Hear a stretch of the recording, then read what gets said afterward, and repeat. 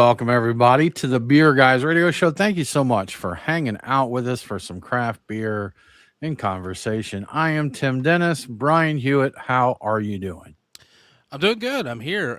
You ever have one of those weeks where your job kind of completely changes up abruptly? And Yeah, yeah, frequently.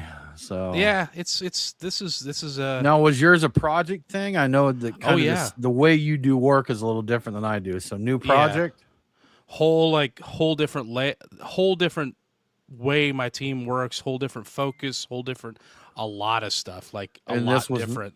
unexpected and Oh unplanned. yeah, yeah. Good It stuff, just kind man. of told, All right. and not necessarily in a bad way. Just like completely surprised by this yesterday afternoon. I'm like, oh, okay, like Yeah. the way we'll be doing what we'll be working on and the way we'll be working will be completely going for different going forward, which is a very interesting thing.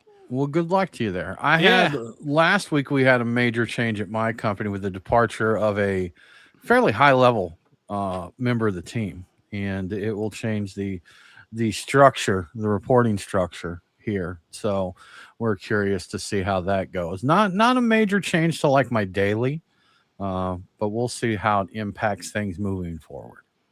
I should say that because I know this is a triggering point for a lot of people, so I'm going to bait people. But I'm going to be doing a lot more AI stuff, like a lot more, like in Yeah, more advanced level. So like a lot more AI. So there you go, people. yeah. Well, my I'm a, day job, I hire the people that build the data centers that everybody's trying to keep out of their oh neighborhood. yeah, So I have to be careful, because I see this news where people are, angry. We don't want a data center in our neighborhood. And I'm like, I really need you to. I really I need you to want you to let them do that build because this. I Yeah, get paid for that.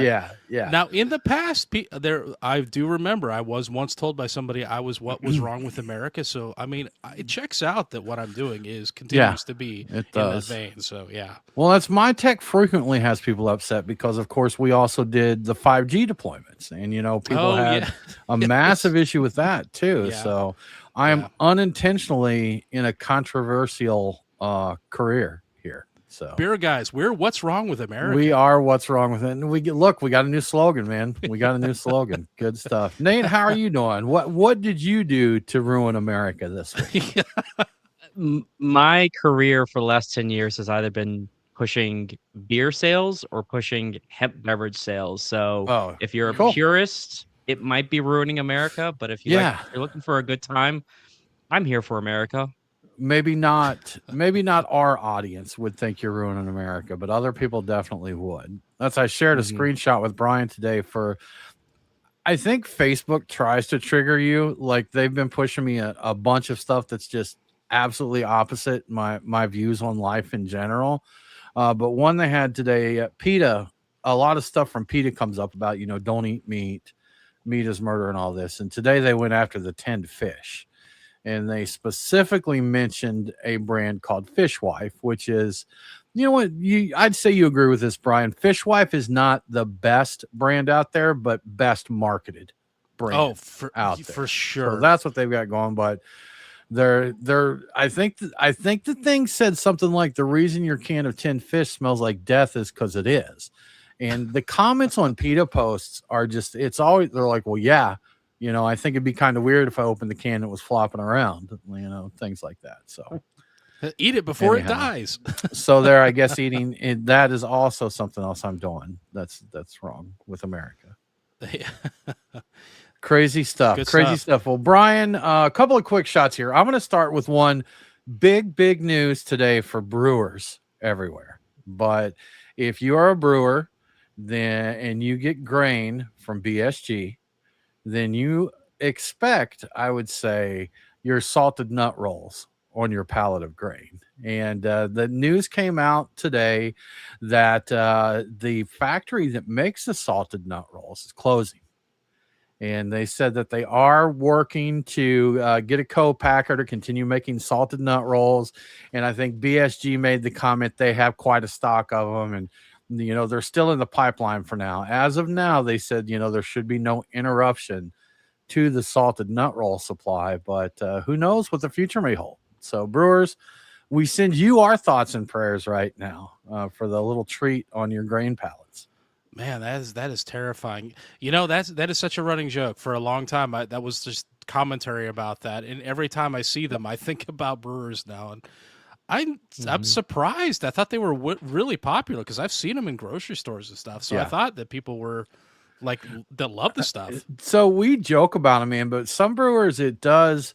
I don't know if take them seriously is the right word. Maybe it is, but I talked to a head brewer somewhere who had hired a new brewer, a junior brewer, and they took the salted nut roll off a pallet that came in, and they were legitimately, they're like, hey, they're new here. That's not theirs. You know, they're like, if anybody, that's not theirs. So yeah, they're a thing, man. It's a Absolutely. hierarchy. Like you It haven't put in is, the man. time. You don't deserve You have not that yet. earned this salted nut roll No, yet. you have You got to do not. your time.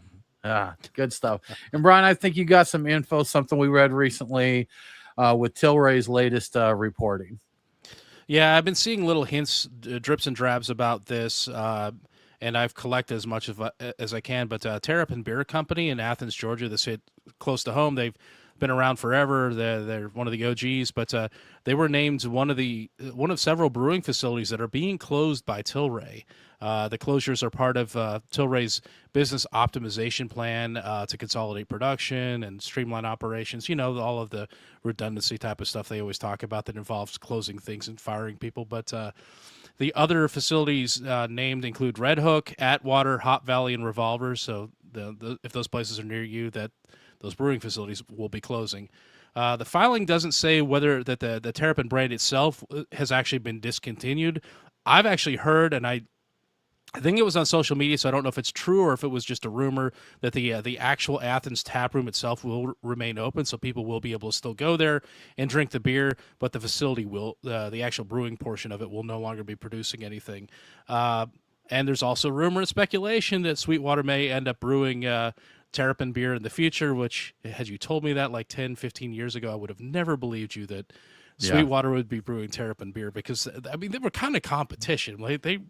I'm sure they were friendly and all that, but I'm like, I would have never, ever believed that. But I think Spike, one of the founders, Spike Bukowski, one of the Terrapin founders, I think he got his start at Sweetwater. I think you're right. So it's going full circle here, man. So, but that's something I'm surprised. I will be surprised if they leave a tasting room open long term. I just can't see that generating enough revenue for a company like Tilray to keep that going.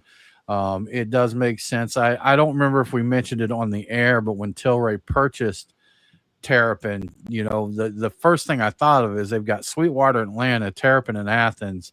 There's no way Tilray needs two brewing facilities in the state of Georgia, you know, and they're not running things like a craft brewery. They're a big corporation. So unfortunately, we did kind of call it that Terrapin's days were probably numbered there.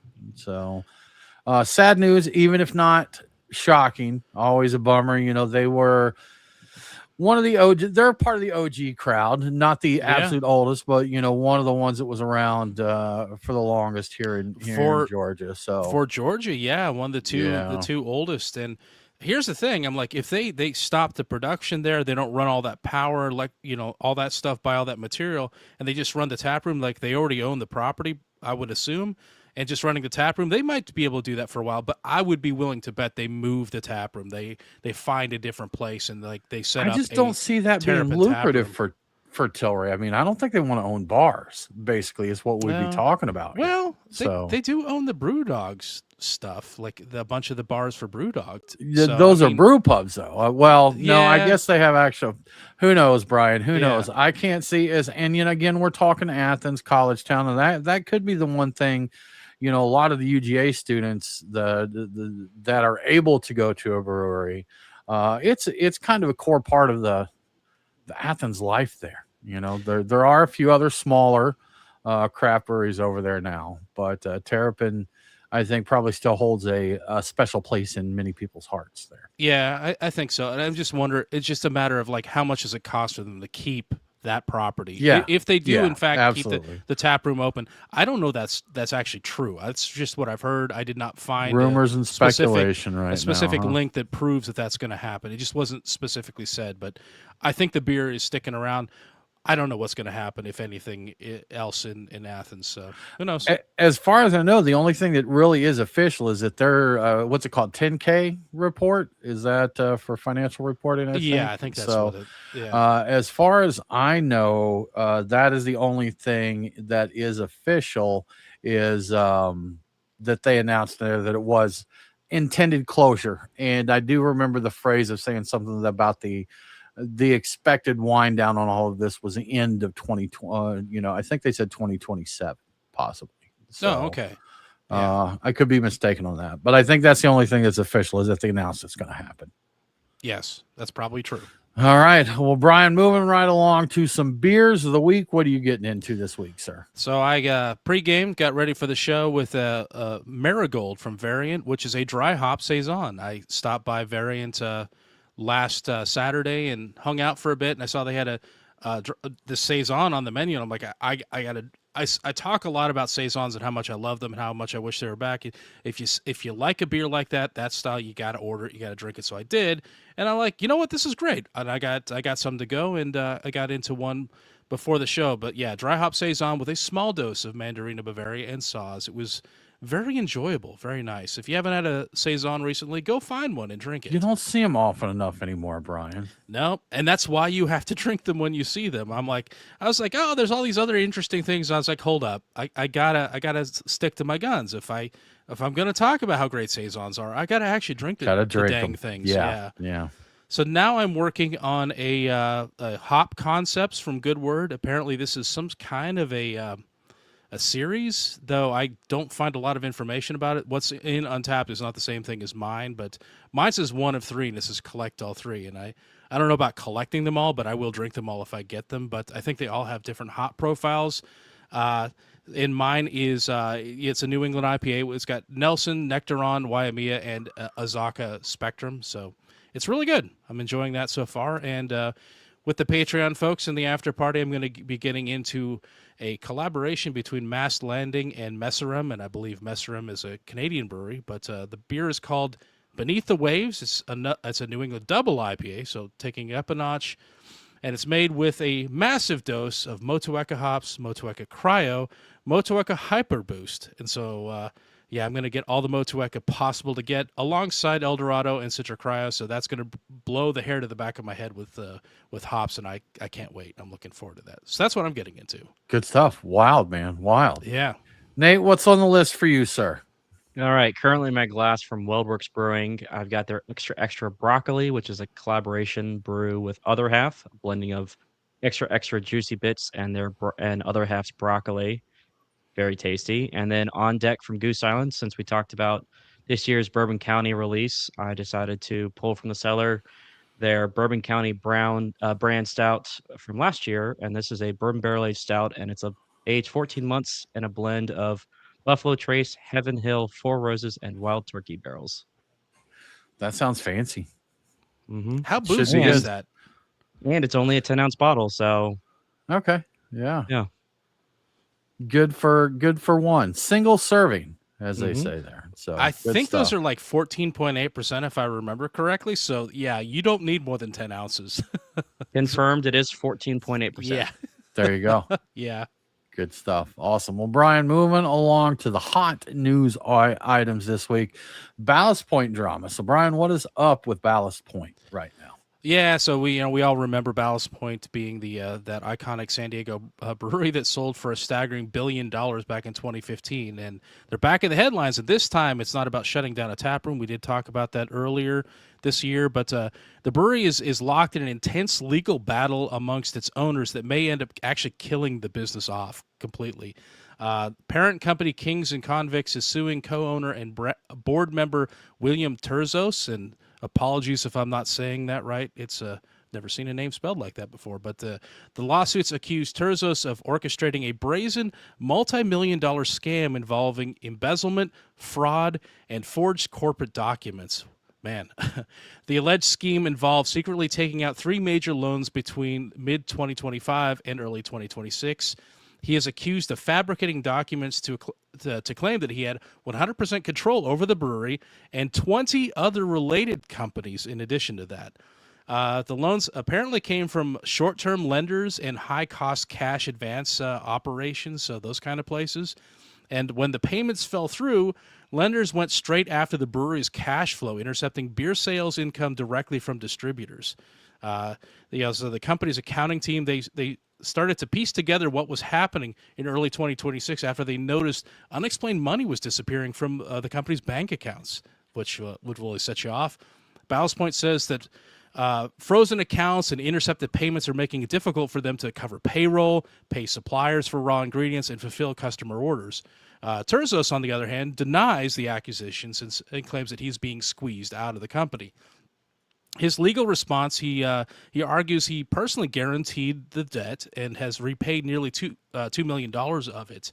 And he claims that the board has gone rogue to force him out or force him into a cheap buyout of his majority stake. And I think he's lost access to corporate documents and some other things like that. The plaintiffs are seeking Terzos' removal and $12 million in damages.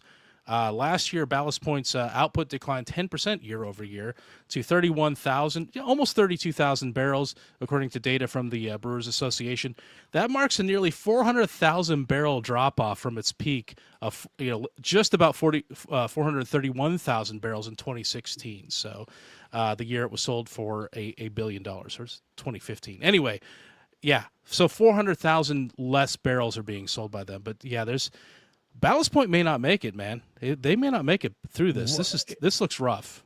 I mean, it's wild to think that, man, where they were during the sell. But I mean, textbooks are written about this kind of stuff. They're not the first company to have this kind of rise and fall. So who the heck knows, man? It'll be interesting to see where it all lands. I think about this and I'm wondering if this guy, and I'm just allegations theory, I don't know if he did anything at all, but like, with a reputation like they have, with all the money they had, maybe he got in with the whole point of like, I'm gonna make some money off of this. I'm gonna get some money out of it. So like, I could see it because like they have a reputation at one point of being worth $1 billion.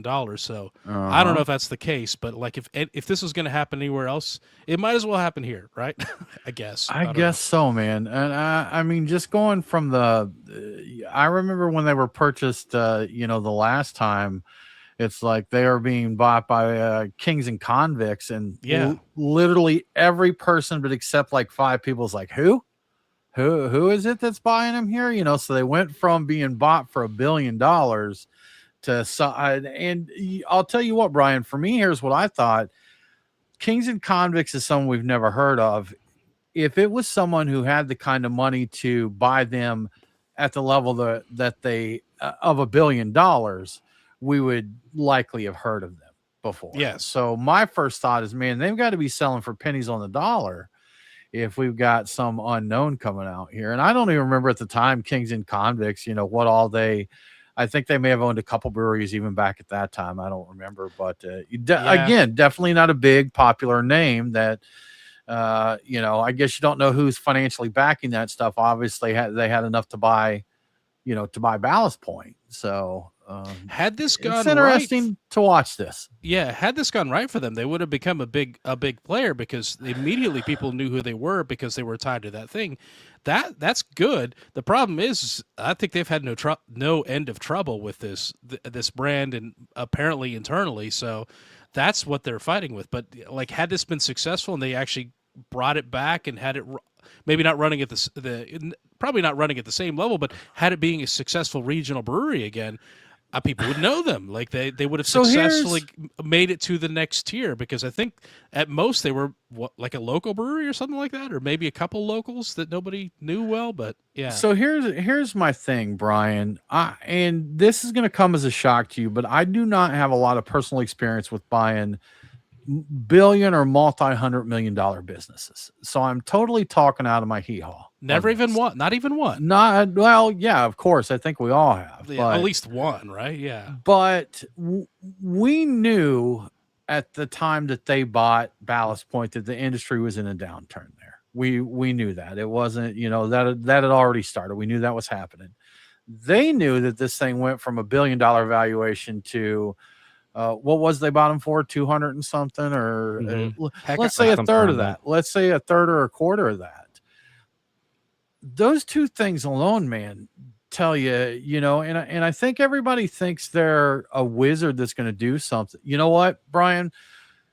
Near my post office, there's a strip mall there, and they've got a corner store, and it's been restaurants, and it's a horrible location. There's no residential area back there, and it's not like on a main thoroughfare where there's traffic. There's been 5 restaurants there in probably the last 8 or 10 years, and they all fell. It's a terrible location for a restaurant, terrible location.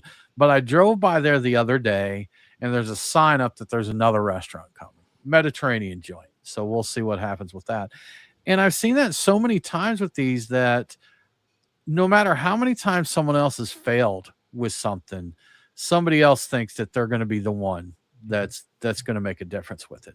And sometimes these things can be as simple as a coffee house being on the wrong side of the road. Yes. If they're on the wrong side of the road for the morning commute flow, that can be enough to kill a coffee shop, So that's what I'm saying. It was highly unlikely at the time with the climate of the craft beer industry and the valuation loss in that short amount of time.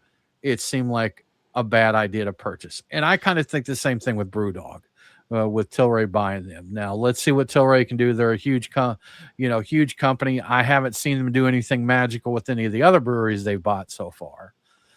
So we'll see what comes of that. We're definitely waiting to see. I looked for it. The official numbers for the Kings and Convict purchase are private, but the speculation was it was $41 million they got it for. 41. It may have been as high as 100 million, but 41 million has been 10% of what, I don't know, man. Maybe I would have bought it too, Brian. That's what I'm thinking. I can get it for $100 million. That was rolling the dice. I'm like, this is totally worth it. Like, this was a former billion-dollar company. Yeah. Like, we have a shot at actually doing something with this. And it maybe there were bad actors involved. Like, maybe we can exploit this to make some ill-gotten gains. I don't know. Could have been. That's also a possibility. I kind of thought that a little bit. It's like, what are they going to do with the intellectual property? Are they looking to? Yeah. Are they looking to do something shady with it? I don't know. So Gosh, I don't know. The one I actually think that has a good chance of maybe coming back, maybe not like they were before, is moving slow as dirt. Is Anchor. Yes. I think that they've got enough gumption to at least let them do a little bit there. Depending on what scale he brings it back at, but we'll see if that happens. I hope that after all the waiting we've done for that it's he rolls out the red carpet and just shines everything up, and it's pristine. And it's like, it's impressive. Like, I hope that people walk into that place and like, hey, the beer is just as good as it was, and wow, the place is amazing. And like, I hope he does it right. He should co-pack them with Chobani for marketing. Like, you buy a pint of low-fat Greek yogurt and you get an Anchor Steam, a 12-ounce Anchor Steam with it. Yeah, that would be make some sour beers with the cultures from the Chobani yogurt. The yogurt's doing well, so he just needs to maybe tap into that. So see what can happen with it. O'Brien, moving on. 21st Amendment. Our good friends there, unfortunately, another victim of the market right now, but. Some people may have forgot about them, Brian, but the TTB has not. And they recently sent them a love note to let them know they hadn't forgot about it. Yeah, I thought this was interesting and worth talking about. It turns out that going out of business doesn't get you off the hook when it comes to paying taxes. And I saw this story. I'm like, about 21st Amendment having to pay a tax bill. I'm like, what? They're dead. They're gone. What? How could they do that? But anyway, before the brand was resurrected under new ownership earlier this year, 21st Amendment apparently ran up a massive unpaid tax tab with the federal alcohol regulators. The total tax bill from the government was over $1.2 million. It's crazy. They allege that 21st Amendment failed to timely file or pay excise tax for almost 8 years, which is wild. It's an accusation. I don't know if it's true, but they were able to negotiate a final tax bill down considerably from that amount. So apparently there was some negligence or something on somebody's part, but and they agreed to pay it. Somebody did. The amount that they settled on was about 35 cents on the dollar, or about about $424,000, which is still a lot of money, but definitely not 1.2 million. So that's a good savings, but. The tax bill wasn't about the beer served at the pub. It was tied directly to their 120,000 square foot brewing production facility in San Leandro, California. Of course, 21st Amendment officially announced its closure back in September of 2025, and the Philadelphia-based Evil Genius Brewing Company bought them in April of 2026. And here's the interesting thing. Evil Genius isn't on tap for the bill, nor should they be, in my opinion. They had nothing to do with any of this. They just bought the intellectual property effectively. A private equity firm was running the show at 21st Amendment behind the scenes during the non-payment of taxes period. So it looks like they are the ones that have to pay the bill, but I got all this from Brewerbound, and nobody's responding to anybody's questions about this. So it looks like they got caught pulling some fast ones that probably nobody else knew about, and they have to pay for it. And yeah, apparently, though they closed, officially 21st Amendment was a legal entity in some manner behind the scenes with a closed brewery. So, yeah, it's all very interesting. I just kind of surprised me. I thought that was kind of interesting. But if you see this news, you don't have to worry about this is not going to affect the new 21st Amendment going forward and Evil Genius at all. Like, they're not affected in any way. So, yeah, don't got to worry about that, the beer not being there. Wild stuff, man. Wild stuff happening all the time. Well, Brian, before we move ahead here, how about we give a shout out to our friends over at Truck and Tap? Yeah. So it's it's that time of year again, the time when the beer industry and big parent, much like a big pharma, they try to gaslight us into believing it's now fall and that it's perfectly acceptable to drink pumpkin beers and Oktoberfest and things like that. Never mind the evidence of our senses. The thermometer that's a solid red from top to bottom. Yeah, you drink your pumpkin beers and your Oktoberfest. Well, I'm here to push back with some facts. As of the day this show drops, there are 45 days left of summer, or to put it another way, that is 48.4% of summer is still left. So summer is, in fact, only half over. And I think this calls for some crushable patio beers at Truck and Tap to celebrate the truth. And I happen to have a nice selection of these kind of beers and something I like to call my Truck and Tap beer picks for the week. I'm going to do something a little different that I've never done before. I'm only picking beers on side pull taps. Each Truck and Tap location has one, and they're all winners this week. So, and not only that, they all happen to be Pilsners. So that's kind of a win-win, at least for me anyway. But at Truck and Tap Woodstock, I'm going with Very from Halfway Crooks. Very is a Czech Pilsner that's crisp and clean with a notable malt expression due to a longer boil time. Its cousin Var is like the same kind of beer, just lower boil time. This is the long boil version of it. Anyway, there's some nice herbal hop bitterness to it as well. So this is a good one. And moving over to the Duluth location, I'm getting Pilsner Liberation from Three Taverns. Pilsen Liberation. Pilsen Liberation is a collaboration with Pilsner Urquell. You've heard about this one before, probably. The beer blends American hops and technique with a traditional Czech Pilsner style, and it's been really good. So I'm definitely getting that. At Truck and Tap Alfredo, my pick is another one from Halfway Crooks. Yes, another one. Pintje, and I never know if I'm saying that right. It's Pintje. This one is a Belgian Pilsner with, quote, an Italian Amaro bitter hop profile and a hint of lemon. And that sounds, irresistible to me as somebody who likes Campari and Negronis and things like that. So this apparently is the Pilsner version of a Negroni, I guess. And finally, at the Lawrenceville location, I'm going with a cold one from Reformation, which is a light, crisp German Pilsner. Unlike some of the other Pilsners on my list today, this one is just doing its best to be true to the original German Pilsner style. So that's what you can expect from that. And there you have my beer picks for the week. Get out there and have a beer or two. And as always, if you'd like to see the full tap list before stopping by, and I think you should, take a look at truckandtap.com. The taps do change quickly, and you never know which one of these beers might disappear and what new beers are coming on to replace them. And if you'd like to see what the food trucks are serving and what events are happening, trivia, karaoke, various other fun things, drink specials, cocktail specials, You can find that at truckandtap.com as well. Everything you need to know can be found at truckandtap.com, so check that out. And thank you to Truck and Tap for your support. Thank you very much, Truck and Tap. We appreciate it. Well, Brian, this guy has been in the news before, and not usually for good things. And you always see quotes around him that says this, but he's an activist brewer, Brian, an activist brewer. Yes. And this is the owner of Minocqua Brewing. Believe that's the way it's pronounced, Minocqua Brewing Company. But he's back in the news, and this is a big one. Yeah, I'm going with Minocqua as well. I don't actually know for sure, but I think so. But I can't stop following this because it's so much drama. It's my version of the soaps. You know, I'm watching my show, so this is my show here. But yeah, so we've been following it for a while. And back in February, we reported that the owner of Minocqua Brewing Company stirred up controversy when he gained a viral following with some social media posts about a big party at the brewery when a certain head of state dies. That was kind of the thing that threw him on the national stage. More recently, I think he's offered half-price beers when another certain person who is speculated to actually possibly already be deceased is announced as being actually deceased. I forget what he called him. Something involving a terrapin, but it was a very amusing thing. But anyway, highly controversial. Go check out their Facebook if you want to see all that. And then there was the brewery, the news back in the day in June when the state officials seized about $25,000 worth of their beer over alleged failure to pay taxes. Yes, taxes again here. And we learned that their state's Department of Revenue had been investigating the brewery for at least a year. The owner had already filed a lawsuit against that Department of Revenue and had made various public accusations against various people in the government of Wisconsin. He took a lot of shots, basically.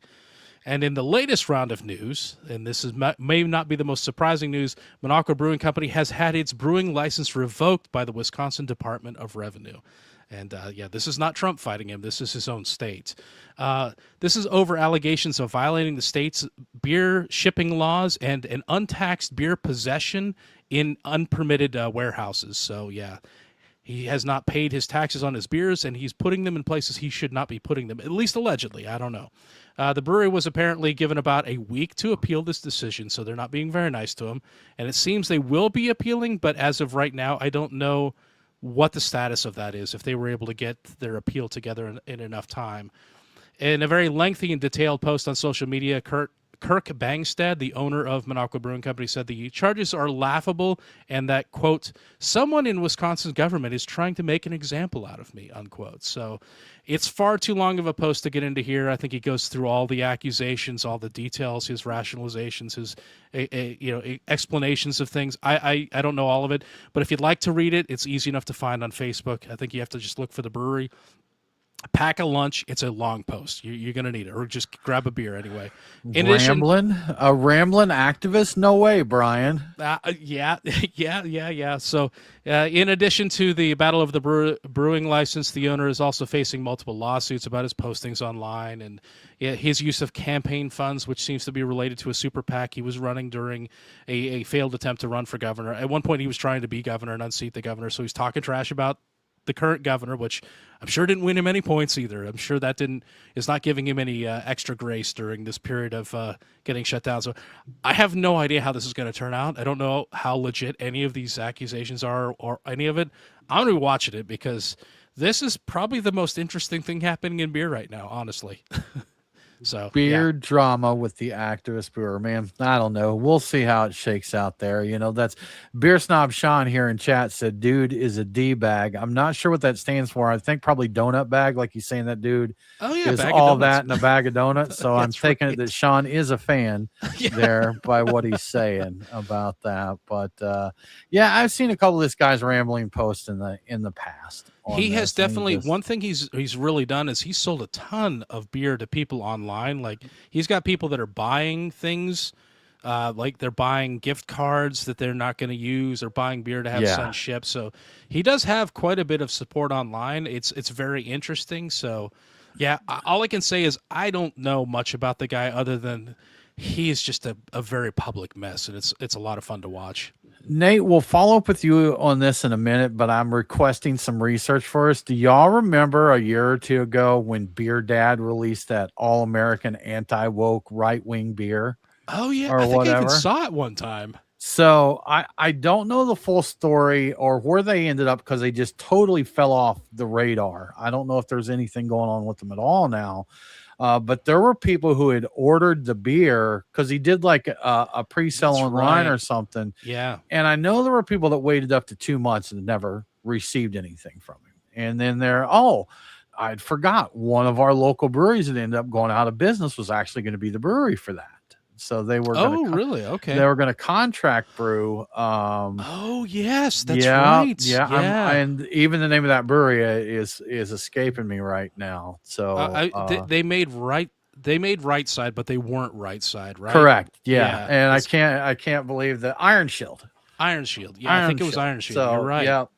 So but yeah, I think he had another follow-up beer that he did, and then I just didn't hear anything else about him at all. So I don't know. I know some people did finally get it, and like you said, I think I saw it out a few different places, but he was one that definitely, was loud about. He made his politics the beer. That was the whole point of it there. That's true, and he did get like this guy up in Minocqua. He got people to buy based upon did. a political stance, and Yeah. I did see it one time.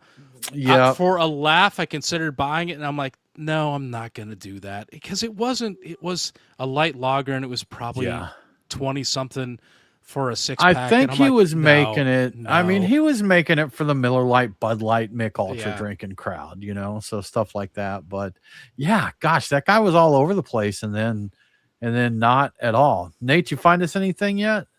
No, honestly, this Minocqua Brewing Company drama is overshadowing anything I'm finding immediately. Okay. Gotcha. Oh, you're trying to Google it and you're getting results for the other one instead. He is all over the place. Stuff, yeah. Yeah. Throw Beer Dad in there because I'm pretty sure that's what that guy called himself. I think so. I think it was Beer Dad. Yeah. Yeah. So anyhow, that was a fun period in brewing history here. Not to be confused with Hulk Hogan's deal, which was Real American Beer. That was a different thing, right? Yeah. That was a completely different deal, right? I think so. Yeah. Gotcha. A lot of political beers. That was it. Yeah, man. A lot of people have attached that. A lot of that came out after the, after we and let me see. Let me make sure I'm not spoiling anything here. We're going to jump ahead to this, Brian, because I think it's relevant to this discussion. But when the Bud Light had their drama a few years ago there. Then it was, for those who missed it, I don't know how you could have, but they did some kind of a honorary can, I guess it was tribute can. I don't know if that's the right word. Something like that. But they did it with a trans influencer, and it absolutely alienated their target demographic there. And they took a big hit from it. And there was some news that came out today. They've been tracking Bud Light, since then. And it's still, I mean, it didn't just take a drop then and flatline, but Bud Light continues to fall, basically, is the point of that. Yeah, and I think people were speculating that Bud Light would eventually recover from that drama back in 2023. I think we, us on the show have always maintained that once the people quit drinking Bud Light, they switch brands, and they're not likely to come back at all. And now, according to the article that you're talking about in the Financial Times this week, the outlook for Bud Light seems even worse than we thought it was going to be, like in terms of stabilizing and maybe getting some of it back. According to this article, apparently Bud Light was conspicuously absent from a recent AB InBev financial results presentation they put out, like a slide deck that featured their top beer brands. Here's the thing. They don't even consider Bud Light one of their top brands anymore. It's gotten that bad. In 2023, AB InBev had doubled down with $125 million in advertising in an attempt to rescue Bud Light from the backlash that they'd experienced. And they have cut Bud Light's media budget every year since. It's down to like $44 million this year through July, according to the article. I think we all know that Michelob Ultra is officially taken over as America's favorite beer right now. Advertising for that is up like 38%, and they had a pretty high profile during a tie-in to the World Cup. And I think in the past, that would have been Bud Light that had that tie-in, most likely. But people wonder why the boycott was so effective, and it's because, and they had experts that weighed in on this. It's because light lagers lack a strong flavor distinction, meaning that when drinkers get annoyed, they can jump to another brand without really missing a beat, and that's why we were saying all along that their customers are gone. The brand's reputation was a far greater factor in customer choice for this type of beer than flavor. It was all about, well, you know what, this other one's it's fine. It's just about as good, so I'll just drink that. And once you've made that switch over and you get used to it, there's no reason for you to go back. You're not missing anything. So, yeah, what does this actually mean in terms of numbers? Bud Light will sell an estimated 12.7 million barrels in the U.S. this year, which sounds pretty good. But to put the collapse into perspective, back in 2008, Bud Light peaked at a staggering 41 million barrels. So 12.7 this year versus 41. Bud Light accounted for 1 out of every 5 beers sold in America back in 2008. But to be fair, the analysts note that Bud Light was already losing market share before 2023. The events in 2023 may have probably accelerated the inevitable, and they may have made the drop considerably more extreme than it would have been. But yeah, it's bad. Like, Bud Light is dropping off to a point where it actually might stop being a thing at some point in the future. It's that bad. It's not doing it. Yeah. And you know, Brian, let's be honest here. Light beer in general is a very blue collar, right wing kind of thing. And, you know, I don't say that to, you know, to mean it derogatorily in any way. But that is a very large part of the demographic that's Sure. drinking these kind of beers, you know?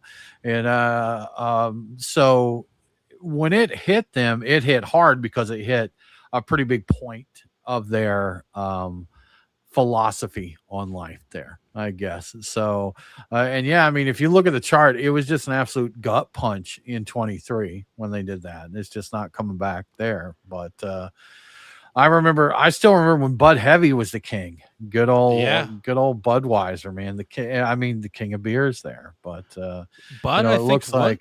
Yeah, I think Bud was the king right up until almost 2000. Like, that's what I was just looking at. Yeah, it looks like Bud. So we've got a chart here, y'all, a little line chart, and it looks like Budweiser was from 1980 to 1990. They were in a pretty big growth, maybe like 89, and then they started dipping, and you know, then Bud Light started coming up.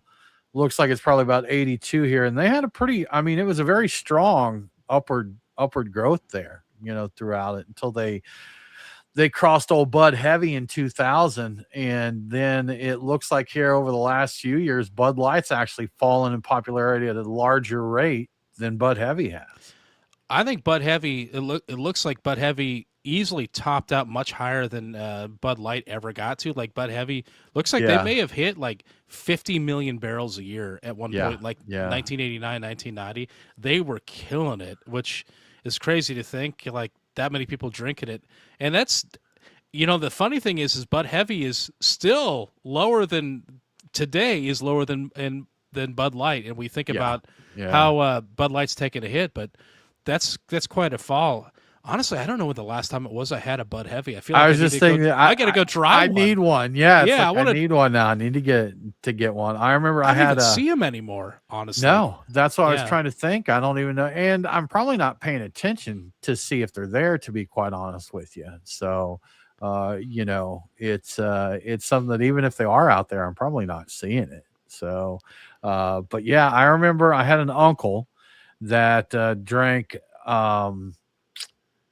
drank Bud Heavy, and he was a factory worker, worked in a cork factory, and he would come home and he had a little mini, you know, those little Coleman 6-pack coolers, like the little, almost looks like a lunchbox thing. He had a recliner near the TV, and he'd sit in his recliner and he loaded his little cooler up with a sixer in the evenings of Bud Heavies, and he'd sat there and just slowly kind of sip through. I believe they call that functional alcoholism, but I thought he was a really cool uncle. I liked him a lot, and he was always really cool with me. So at the time, that was just kind of part of his Old Spice cologne and Bud Heavies. Heck yeah. That's a winning combination. What was his cigarette brand? That's the thing you know what? I don't think he smoked. I don't think he smoked there. So yeah, no tobacco products, but he was a member of the Moose Lodge, a very passionate member of the Moose Lodge. Yeah, so, I remember those.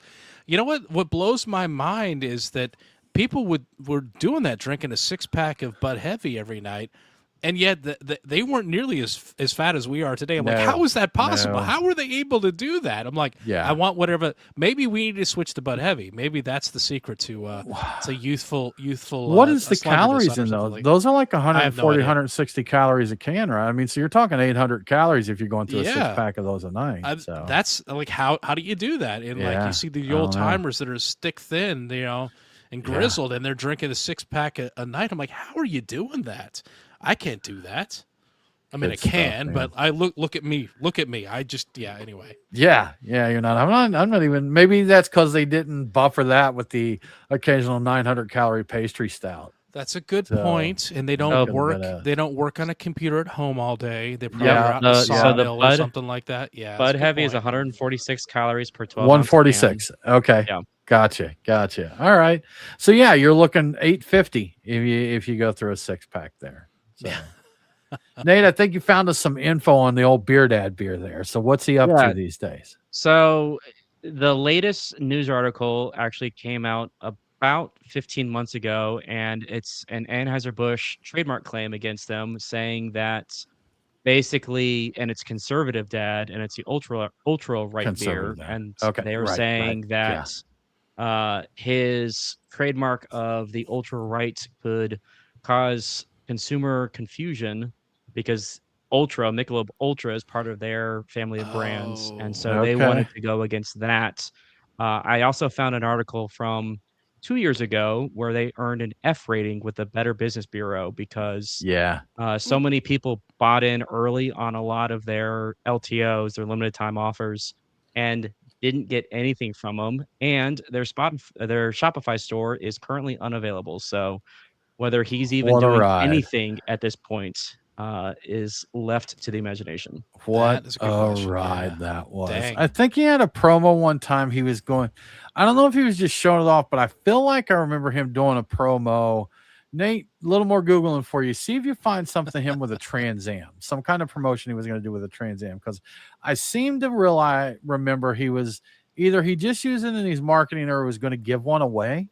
I thought he said maybe like a Smokey and the Bandit style one or something like that. So, but maybe that was just something he did in in one of his ad Yes, campaigns. Did you there. enter to win it, Tim? Is that what's No, happening? You want to no, I find should out have. if you But shout out to our buddy Troy in Houston. He is a massive Smokey and the Bandit fan, and boy, he would have loved to have won if it was a Bandit style Trans Am. you are remembering correctly. Okay. He had a Yeah. promo on his Facebook from July 2024. All orders automatically entered to win. One entry for every $1 you spend. There you go. Yeah. So I wonder if he did that. I wonder if he gave that away because I'm assuming you're not seeing any winner announcement there, huh? No. Wow. He did have an Wow. F from the Better Business Bureau, so Who would have might tell thought you a that little guy would have something. been shady? You just never would have expected Surprised. that. So unexpected. Definitely did not Crazy. seem like a grifter. No, 100% not at all. there. Very surprised by this. Good Shocked, I stuff, tell man. you. Shocked. Good stuff. Well, Brian, moving back to gosh, I tell you, everything now is about closing and lawsuits and everything. We've got to find some sunnier news here. But one of the nation's largest distributors has filed for Chapter 11 bankruptcy. Yeah, it's the country's second largest wine and spirits distributor, and yeah, Chapter 11 bankruptcy after a rough year that basically saw the company shrink substantially. And this doesn't appear to be a kind of a save the company kind of bankruptcy. Like we're going to restructure and we're going to get back together and we'll be stronger than ever. So no, Republic National Distributing is basically trying to sell off whatever's left of the company and wind down whatever they can't sell of the company into nothing. So they're just getting out of it completely. The numbers are staggering at the top level. The 30 largest unsecured creditors that they have are RNDC, which is how they're typically referred to. The 30 largest unsecured creditors are owed more than $300 million combined, and the largest single debt is nearly $94 million owed to Jose Cuervo's parent company, Proximo Spirits. Some big money there. The actual total amount of RNDC's debt is unknown. According to the filing, and these filings are crap for this reason, but it's a range. It's between $1 and $10 billion, and that's billion with a B. And their total assets are said to be between 500 million and maybe at the top a single billion. So it's possible that they only have $500 million in assets and owe $10 billion to various creditors. And I think a lot of people speculate it's at the higher end of the 1 to 10 billion range, but we don't know. We don't know that. But prior to this news, our RNDC reportedly spent months quietly selling off pieces of the business, first in an attempt to stay afloat and to save jobs. And before the bankruptcy, one of the biggest pieces of the company already sold back in June to Reyes Beverage Group. And the markets that they sold there will not be affected by this bankruptcy. They'll continue to do everything they were doing before, so that distributor is handling it. Apparently, this all ties back to the pandemic, and when all else fails, you blame the pandemic. When distributors, they stocked up to meet the demand of all the people that were stuck home, they were drinking, they were buying a bunch of stuff. And when that demand vanished in late 2022, apparently kind of abruptly, RNDC couldn't clear out all their stock fast enough, and rising interest rates and costs that rose as well added to that, and they lost over $3 billion in annual revenue between 2022 and 2025. So basically $1 billion a year.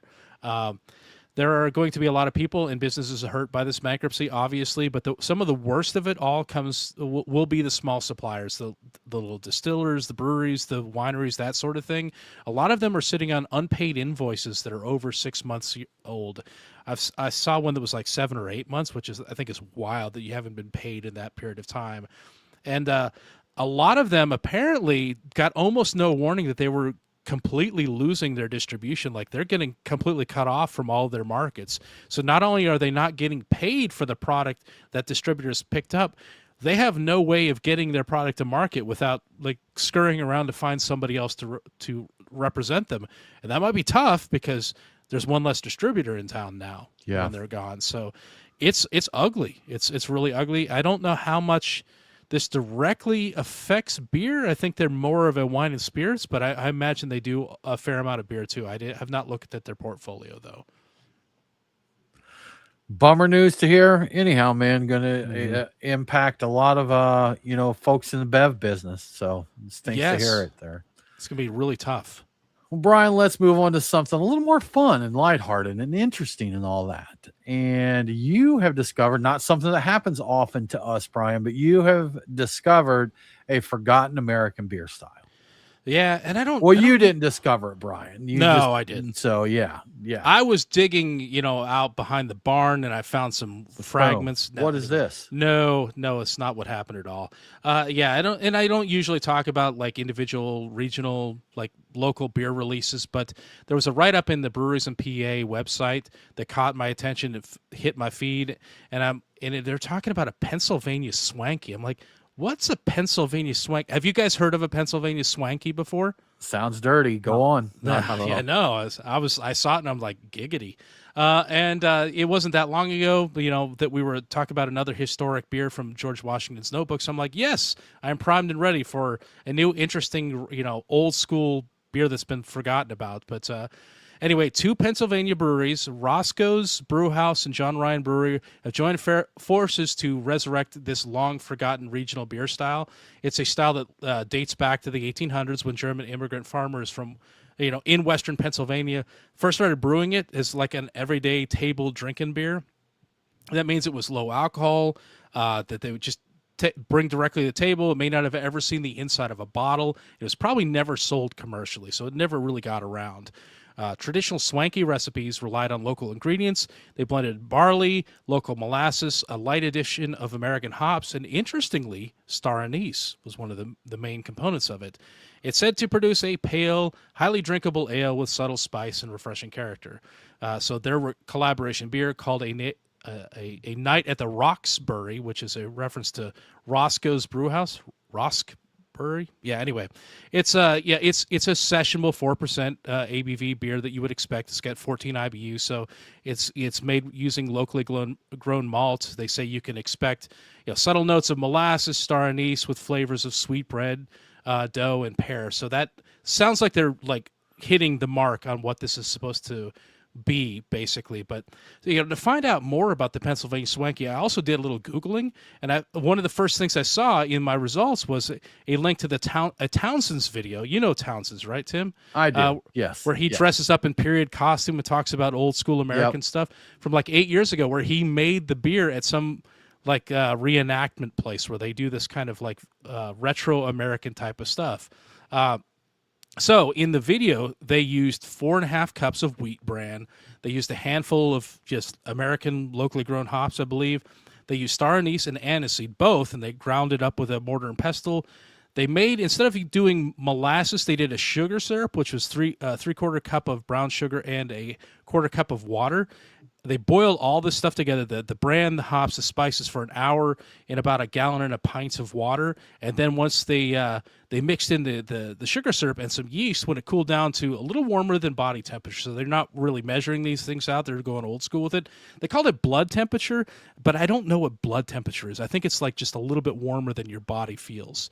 So it's ready to drink in 3 to 4 days. And it should be consumed within a few days after that, because if you don't, it's going to go flat and then it's going to start to go bad, basically. So, and when you drink it, it's typically drained through a cheesecloth right before serving. And it sounds interesting. I want to make this thing, but yeah, it's very easy to make. Brew it yourself at your home and just put it on the table. Like probably fill up a jug table with beer. Yeah. Basically. Brian, we need to go back to a very important part of this article, because I need to know a night at the Roxbury, what you said that was a reference to. So that is the one of the breweries, Roscoe's Brewhouse. So it's a night at the Roxbury. So Roscoe's Brewhouse and John Ryan Brewery are the two people that are brewing it. And for whatever reason, they decided Roxbury was a reference. Never, ever, ever in my life have I ever been more disappointed than you as a human, Brian. Oh, you mean, yeah, the name is a reference to that, but yes, I'm aware of the movie. Yes. Oh, you got to say that. That's because you weren't making that clear. Nate, you agree he was not making that clear here at all? Okay. Brian, I'm not mad. I'm just really disappointed in you. Should have been jerking my head the entire time. I mean, an embarrassment to humanity. I apologize. Yeah, okay. Yes, of course. That's He's like, it's a reference to the Roscoe's Brewing. I'm like, dear God, no. Just double down. Okay. No way. I mean, in addition, well, they butchered the name of the original reference, but to make it a reference to the brewery. But yes, ultimately, it is a reference to. That's an SNL skit they made into the movie, right? Chris Kattan and Will Ferrell. And, became a movie. Yeah. I'm well aware. I apologize for my omission. Thank you, Brian. Good stuff there. Good stuff. Well, that about wraps it up for our show this week. We do appreciate you hanging out with us. If you enjoy what we do here, we'd love for you to tell a friend to check out the show, maybe share a link on your socials and tell them to give it a listen and subscribe. If you really dig what we're doing, we'd love it if you check out patreon.com/beerguys. $5 a month, as little as $5 a month. That's less than a beer. You can help support us. We'll get you some swag sent out. We'll invite you over to our Patreon-only Discord. You'll get cool invites to stuff like the after party that we have after we tape the show each week. So, well, with all that said, we do hope that you have a great week, and don't forget to drink local. Cheers.